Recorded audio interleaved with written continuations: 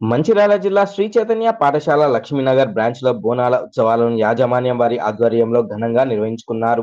విద్యార్థులు తలపై బోనం మోస్తూ పోతరాజు వేషధారణలతో నృత్యాలు చేస్తూ అమ్మవారికి మొక్కులు చెల్లిస్తూ చేపట్టిన పూజా కార్యక్రమాల ఘట్టం అందరినీ ఆకట్టుకుంది. అనంతరం పాఠశాల ప్రధాన ఉపాధ్యాయుడు అయూబ్ బోనాల పండుగ ప్రాముఖ్యతను, అమ్మవారికి బోనం సమర్పిస్తూ అందించే నైవేద్యం యొక్క విశిష్టతను విద్యార్థులకు వివరించారు.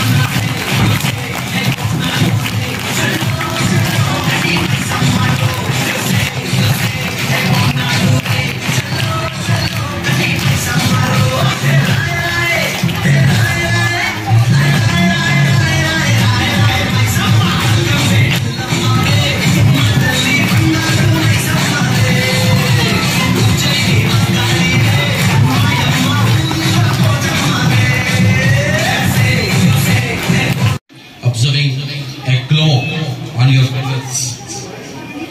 Commonly, Indian people like celebrations, right?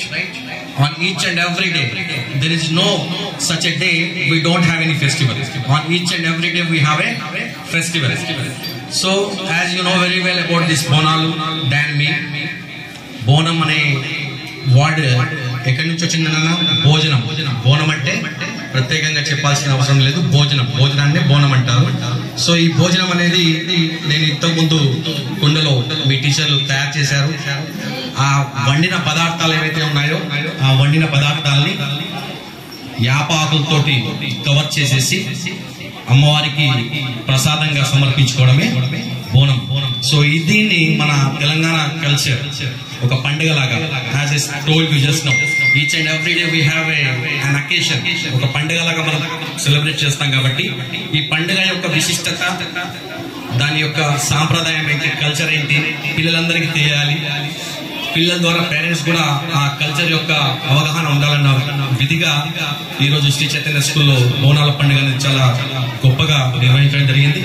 So దీనికి అనుగుణంగా చాలా మంది పిల్లలు Poturaju, you have seen in the movies, no, in the same way they are here to entertain you. They are here to entertain you in the form of song, dance. They are here to entertain you, have an enjoyment, have an entertainment, and celebrate Bonalu festival in a grand way.